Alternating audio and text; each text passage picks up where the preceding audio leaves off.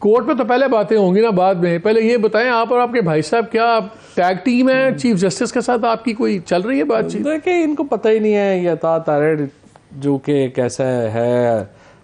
रफ़ीक तारड़ ने वो रोल अदा किया था तो उसका ख्याल है सब लोग इसी रोल में होंगे, ऐसे नहीं होता। जो सारे ही जजेस हैं, देखिए सच्ची बात यह है कि मेरा अगर करीबी ज़्यादा ताल्लुक़ है बंदयाल साहब से भी कई ज़्यादा, तो वो तो मंसूर अली शाह साहब से, क्योंकि मेरे टीचर रहे हैं, एजाजुल हसन साहब मेरे टीचर रहे हैं। तो ये एलिवेशन से पहले से जो है वो मैं बड़ा जानता हूँ। बट ये सारे लोग वो हैं जो जब एक दफ़ा जज बन जाएं, इनके एक लॉन्ग स्टैंडिंग लोगों को इनकी रिप्यूट का पता है, जो लाहौर में जो हम लोग प्रैक्टिस करते रहे हैं सारे। ये जजेस ऐसे है ही नहीं इंटरमिंगल। मुझे तो याद भी नहीं है कब आखिरी मुलाकात हुई है जज साहब से, बंदयाल साहब। वो कह रहे हैं फैसल लेके जाते हैं। नहीं, फैसल की भी करते हैं। नहीं, फैसल की भी नहीं हुई। ये एम अता तारड़ ने फैसल की प्रैक्टिस, मेरा ख्याल है ये फैसल और अता तारड़ अंदर से मिले हुए हैं। इन्होंने फैसला किया किसकी जजों से। अच्छा, coming back to the serious issue, ये अभी मैं कोशिश कर रहे हैं इरफान कादर साहब से, हम उनसे भी कमेंट ले लेंगे कि ये दूसरा व्यू पॉइंट आ जाए। 2-3 खतरनाक अब सिचुएशंस बन गई हैं। लीगल पे तो मैं आपसे एज ए लॉयर भी पूछूंगा।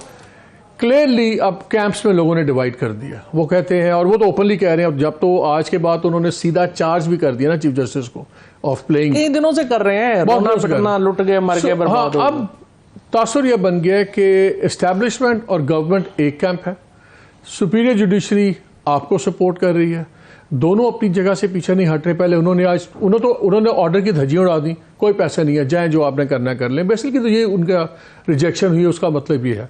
सुप्रीम कोर्ट ने भी आज कह दिया जी बेंच भी हमारी मर्जी का बनेगा। जज साहब ने कहा, चीफ जस्टिस साहब ने, फैसला भी आ गया। उन्होंने अभी कानून बनने से पहले भी सस्पेंड कर दिया। अब ये इतनी एक्सट्रीम पोजीशंस हो गई हैं, अब क्या होगा? देखिए, पहली बात तो है कि ये कहना तो बिल्कुल ही गलत है कि सुप्रीम कोर्ट कोई हमारे साथ खड़ी है और मिलिट्री इस्टेब्लिशमेंट जो है वो कोई उधर खड़ी है।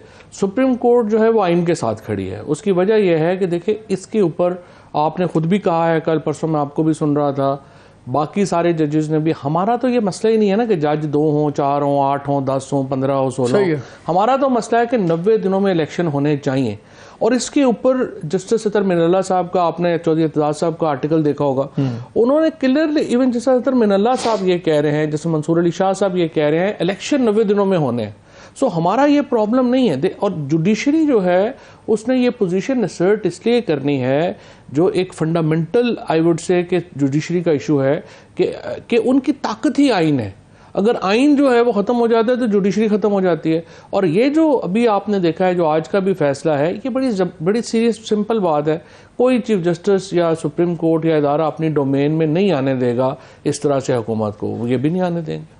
हमारा तो इससे कोई, जहाँ तक बेंच फॉर्मेशन है, जहाँ तक वो है सो मोटो का, उसमें तो कोई पावर एग्जीक्यूटिव ने नहीं ली उनसे। उन्होंने तो एक जज से, टॉप जज से 3 जजेस में कर दी, सुप्रीम कोर्ट के पास ही है। सो मोटो भी उन्होंने ये नहीं कहा, जस्टिस से तो ले ली ना, तो उसमें आगे आपकी बार काउंसिल, लॉयर्स, आप लोग तमाम, आप लोग भी सारे प्राइवेटली कहते थे हाँ यार हमने अब्यूज ऑफ पावर देखा है इस मुल्क में। 2-2 बोतलों पे भी सुओ मोटो लगता रहा है जजेस का, मतलब अजीबोगरीब। यहाँ पे तो जो है आपको भी पता है, मुझे भी पता है, ये तो एक स्पेसिफिक इंसिडेंट के लिए जो है ये किया गया है। और स्पेसिफिक इंसिडेंट ये है कि हमने इलेक्शन नहीं करवाने। हाँ ठीक है, सिंपल बात है ना। इसके पीछे कोई इतनी उनका तो क्लियर है कि नहीं कराना, सानू काट दे। इसके पीछे कोई नेक नामी तो है नहीं, इसके पीछे कोई ऐसी कोई अच्छी इंटेंशन जिसका आप जिक्र कर रहे हैं वो तो है नहीं। उनका तो सिंपल है, हमने इलेक्शन नहीं करवाने। सुप्रीम कोर्ट कह रही है नहीं, हमने इलेक्शन करवाने, आर्टिकल 224 से बाहर हमने नहीं जाने देना।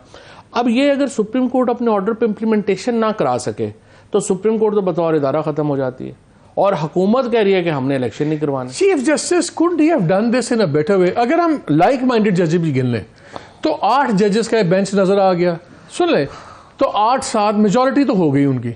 उन्होंने दिखा दिया कि 8 बंदों की मेरे पास, लोग कहते हैं ना जी बेंच स्प्लिट हो गया है, पता नहीं कितने इधर हैं कितने, क्लियर हो गया कि चीफ जस्टिस के पास मेजॉरिटी है।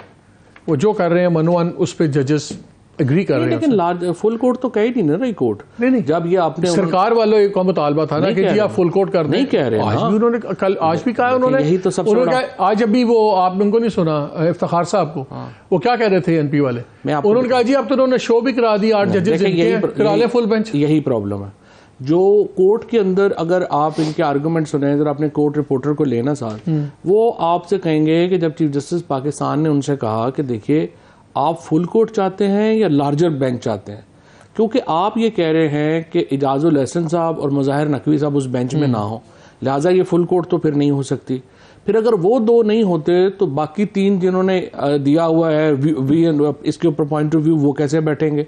तो उन्होंने कहा कि एक्चुअली आप चाह रहे हैं कि 6-7 जजेस का एक बेंच बन जाए। अटॉर्नी जनरल को उन्होंने कहा इतना स्टेरलाइज तो ना बनाए ना, इसमें ना मिनल्ला हैं, ना याया आफरीदी हैं, ना मंसूर शाह साहब हैं। जितने डिसेंटिंग जजेस थे, एक भी डिसेंटिंग जज नहीं है। ये हुस्न इत्तेफाक तो नहीं है तो ना। 8 जजेस तो है ना, फिर आपने कहना था वो भी नहीं। Let's be fair. मैंने तो आपको हम बताया, चाहते हैं हमारा तो इलेक्शन मसला ही हो, नहीं। लेकिन हाँ that is a different thing. लेकिन भाई मेरा ख्याल है कि चीफ जस्टिस इसको बेहतर हैंडल तो कर सकते थे। मेरा नहीं ख्याल चीफ जस्टिस साहब का जो एक पॉइंट ऑफ व्यू होगा वो ये चाह रहे होंगे कि हम मामले को किसी पासे लाइए। किसी गल तो चिढ़ते नहीं गए। पॉसिबिलिटी होती है, और ये जो है उनकी अपनी पावर्स के बारे में। ऐसे मामला में हमने देखा है कि व्हील्स विद इन व्हील्स बड़े चलते हैं। कभी कोई गलत मुलाकात करने चला जाता है, कभी कोई टेलीफोन कर देता है, एंड जजेस रिएक्ट। तो इसलिए ये हो सकती हैं चीज़ें, लेकिन ये एक इंटरनल इश्यूज हैं, इनके ऊपर मुझे तो इतना इल्म नहीं है। और जो इशू ये है बड़ा सिंपल कि क्रिटिसिज्म तो 15 पे भी हो जाना था कि देखें जी इनमें तो वो जूनियर जजेस हैं, इनको आप हटा दें। भाई क्यों हटा दें? और ये सुप्रीम कोर्ट में तो सीनियरिटी का प्रिंसिपल ही नहीं है लाने के लिए। और ये एक ही काम आजम तारण ने अच्छा किया था, जिस पे आज वो भी उसने माफ़ी मांग ली है, कह रहा है मैंने अच्छा नहीं किया। हालांकि यही एक काम अच्छा था।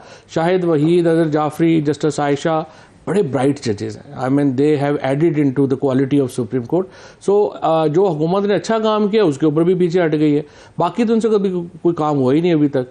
मेरा ये ख्याल है कि ये एक इंटरनल इशू है सुप्रीम कोर्ट का। जिस तरह से फ़ौज जो है वो अपने इंटरनल अफेयर्स में छोटी सी भी बात होगी तो वो बड़े सेंसिटिव हो जाते हैं कि जी ना हम हमारे इंस्टीट्यूशन को इस तरह से ना करें, उसकी इंडिपेंडेंस ख़राब। जुडिशरी भी वही कर रही है। लेकिन कल को ये बताएं, ये जो प्रेसिडेंस बन गया है कि अभी एक कानून बना नहीं और सुप्रीम कोर्ट उसमें पहले भी क्या हस्बा एक्ट में भी क्या हस्बा एक्ट भी जो it was not a good president, दुनिया में होता नहीं है ऐसे। और जिस ज़माने में 2005 है उस ज़माने में कोई जमहूरियत इस तरह नहीं चल रही थी। ये भी तो खतरनाक प्रेसिडेंट है। कल को आप लोगों की गवर्नमेंट हो सकती है, किसी और की गवर्नमेंट होगी कि पार्लियामान ने अभी कानून बना नहीं है और उसमें जुडिशरी घुस जाए। देखें ये भी तो खतरनाक प्रेसिडेंट है। बात बिल्कुल सही है आपकी बात, इसके अपने प्रॉब्लम्स होंगे। लेकिन इसकी एक प्रॉब्लम इस वक्त जो है ना वो है मेला फ्राइडे, जो वो कहते हैं ना fraud vitiates the most solemn proceedings. हुकूमत is trying to play a fraud. ये करना ये चाह रहे हैं कि जस्टिस बंदियाल ने चूंकि हुक्म दे दिया है इलेक्शन कराने का, हमने आपको नहीं छोड़ना। देखिए झगड़ा तो इतना है, वो चीफ जस्टिस के पर्सनली जो है वो इस वक्त, और जिस किस्म की गंदी मुहिम उनके खिलाफ चलाई गई, जजेस के खिलाफ चलाई गई, और उसमें जितने जो 8-10 उनके चमचे कड़चे थे उन्होंने हिस्सा डाला हुआ है। ये चीज़ें जो हुकूमत कर रही है, फिर पार्लियामान के अंदर रोज़ एक बंदा जो जिस पार्लियामेंट में लीडर ऑफ अपोजिशन राजा रियाज है, उस पार्लियामेंट की क्या क्रेडिबिलिटी है उस कौमी असम्बली की? आप नहीं पछाण दे उन्होंने? नहीं, वो आप पछाण ले उन्होंने अपने आप को नहीं पछाने आज तक। अच्छा, अब आप मुझे बताएं कि वो राजा रियाज की जो असम्बली होगी उसको कौन क्रेडिबिलिटी देगा? इसीलिए आज आप अगर जो मर्जी पोल करा लें, आप अपना पोल करा लें, nation is with chief justice and the supreme court.